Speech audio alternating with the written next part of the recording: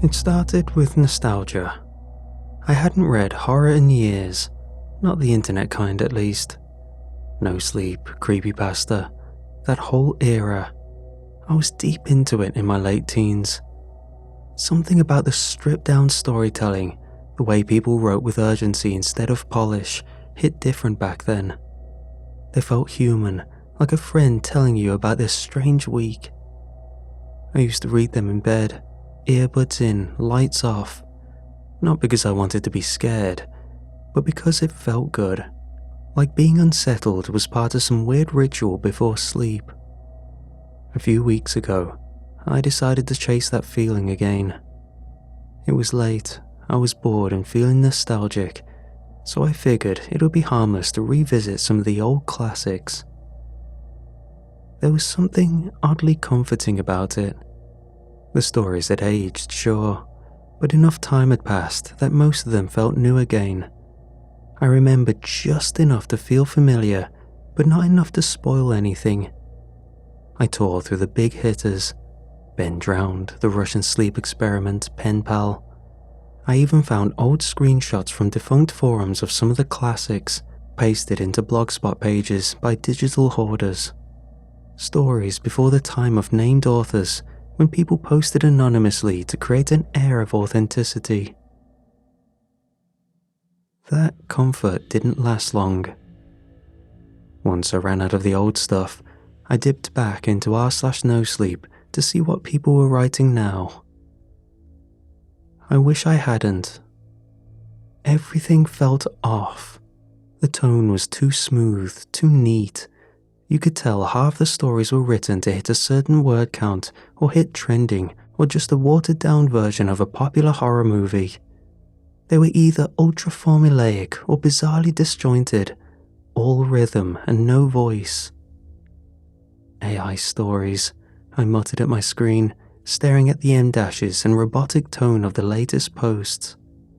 I searched for the authors I remembered, the Stephen Kings of Reddit. However, their activity had dwindled. I looked up what they had done recently and saw a barrage of stories removed from the subreddit for arbitrary reasons that would have had the great classics removed if the rules were about then. Even the comments were neutered. Every other post was some flavour of, "Great story, OP," or "You should expand this into a series." Nobody talked about how it made them feel anymore. Nobody argued whether it was real. That used to be half the fun. So, I went looking. Not in the main channels, I knew better than that. I dug through old blogs, weird side forums, abandoned link trees, anything that looked dusty and unmoderated. A lot of it was trash. Stories written in all lowercase, pasted from WordPad, half of them ending with, "And then I woke up." Haunted dolls, glitching mirrors, forest disappearances, plenty of recycled garbage. But every now and then, one of them hit. Not because it was written well or because it was scary, just because it felt off in the right way, like it hadn't been written to entertain, but to unload something. There was that sincerity to the tone that made this subgenre special. That's what kept me going. Then I found it, in a forum that looked wholly unmoderated, a thread with the title, "Don't read this if you like sleeping."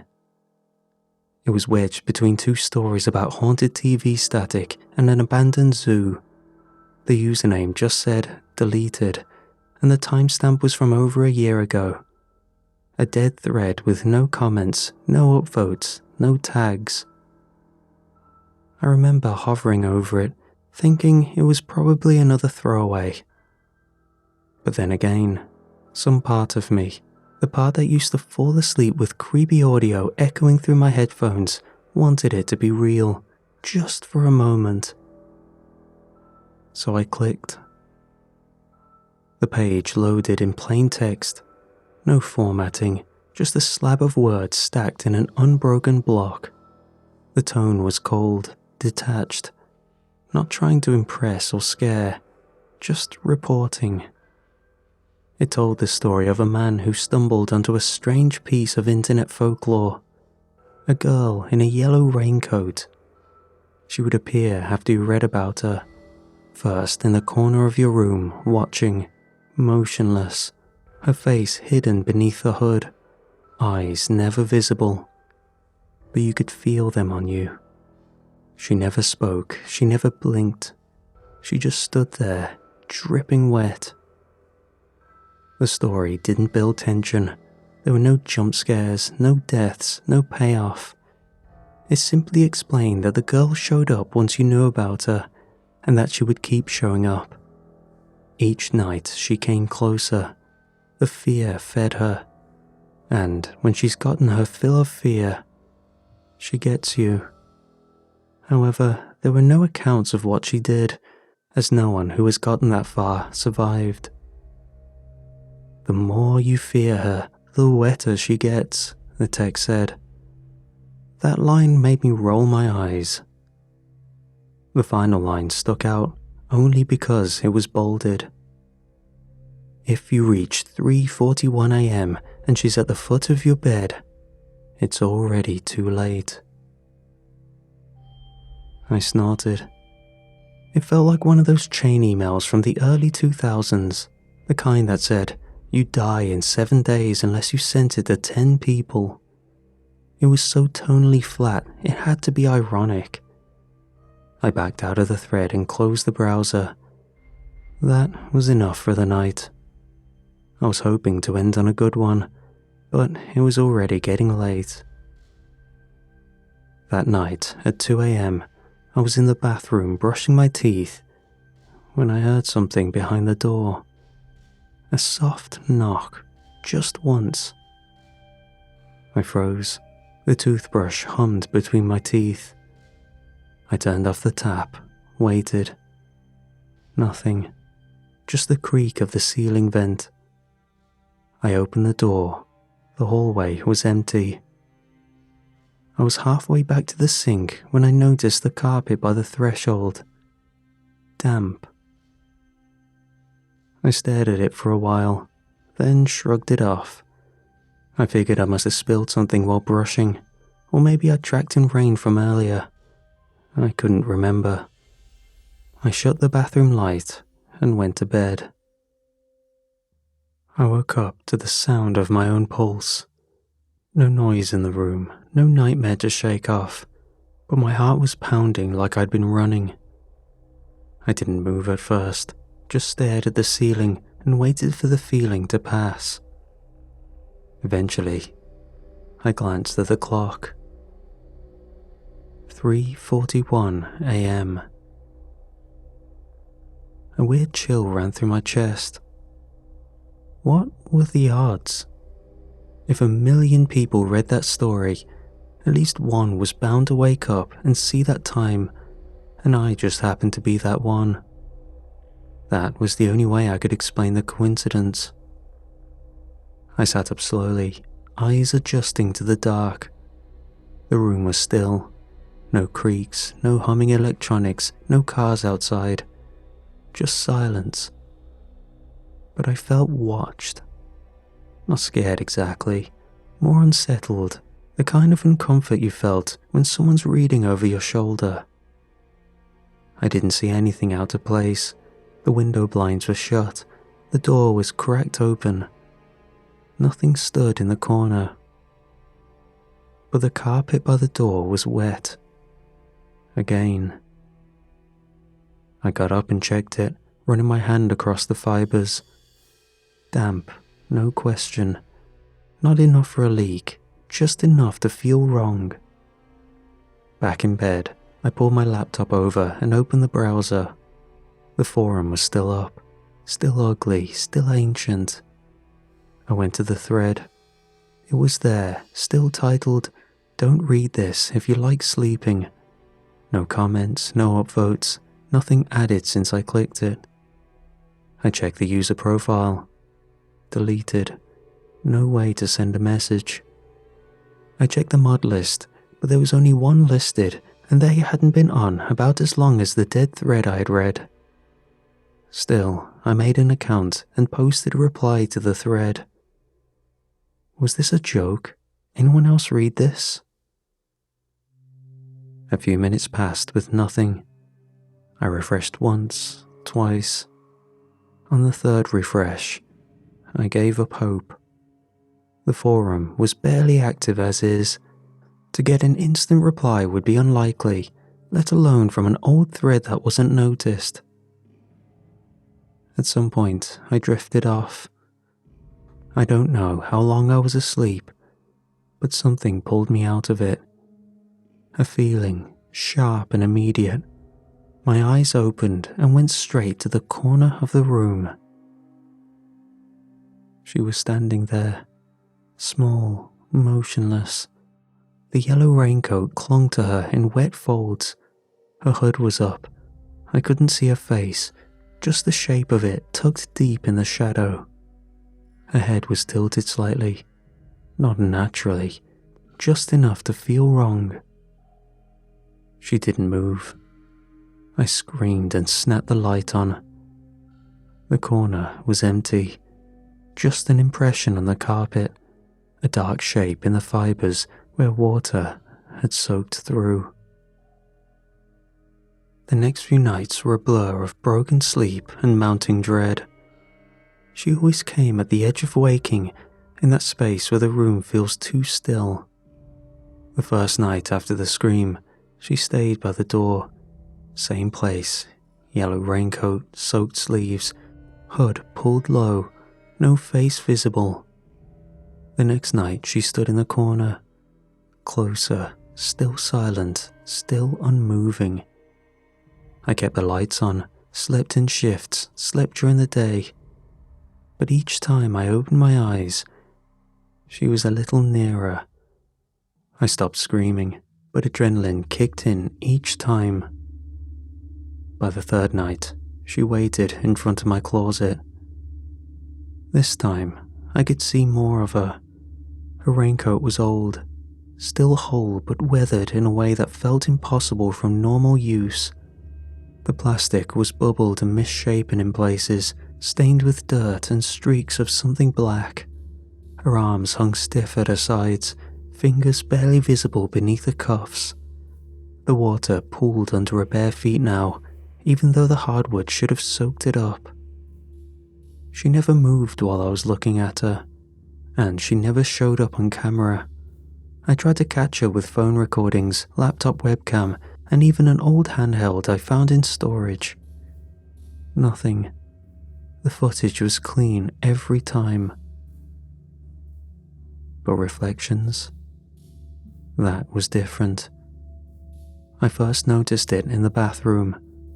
There was nothing behind me when I turned, but in the mirror, her figure filled the hallway, skirting the edge of the bathroom light. I backed out slowly, never turning my head. After that, the mirror stayed covered. I stopped trying to reason through it and started researching. If this was a curse, I wanted to know how deep it went. If it wasn't, I needed to know the rules. The forum was a dead end, but I dug deeper. Archived blogs, dead web rings, screenshot compilations from old horror spaces. I started pulling from sites that hadn't been touched in over a decade. Usenet threads, live journal entries, MySpace bulletins, even BBS message dumps. She was there, always the same pattern. A story, a sighting, then nothing from the poster ever again. Most were deleted, missing context, or scrubbed clean by spam bots. But one entry stood out. Dated 2006, a user named Lockjaw Mile had written a short post titled Narrative Leech. It said, "She is a parasite that spreads through narrative. Once you learn her, she learns you back. She feeds on the fear she creates. Your thoughts give her shape." I read it 3 times. It didn't make sense. And yet, It explained everything. I stopped sleeping, not just from fear, but my body simply rejected it. Every time I started to drift off, I jolted awake, heart pounding, lungs empty. The girl was always there, waiting in the static behind my eyes. I boarded up the windows because I couldn't stand seeing her in the reflection of the glass. I stripped the apartment bare. Mirrors, screens, anything that could show her during the day, gone. But this did little to save me from the night. The light stayed on around the clock. Every bulb I had. When one burned out, I replaced it instantly. My friends thought I was losing it. I stopped answering calls, ignored texts. One of them came by and knocked for 20 minutes. I didn't move. I heard them mutter something about a wellness check, but no one followed through. I didn't care if they saw me like this, a broken mess, but I worried about them learning about her, cursing them to this fate. It didn't matter what I did though. She kept coming. I never saw her move, but she always got closer. Each night it shaved inches from the space between us, first across the room, then almost at the foot of my bed, then beside it, the hem of a soaked raincoat was dripping inches from my mattress. The water spread with her, cold, heavy, wrong. It warped the floorboards, lifted them at the edges, not in a way that looked rotten, but in a way that made me think the building itself was trying to reject her. Reality pushed back. But she always won. I kept searching, obsessively. I had to believe there were others, someone else who had seen her, named her, fought her, survived. I dove through dead subreddits, password-locked blog backups, and defunct link hubs. Every horror story felt close for a moment. A ghost in the hallway, a drowned girl, a warning about mirrors. But none of them lined up. None of them ended with anything but silence. Too many copycats, too much noise, creepypasta clones laid on top of each other for 20 years. I started thinking, maybe that was the trick. Maybe she built herself out of all of it, a single fear stitched from thousands of half-remembered posts. I was losing time.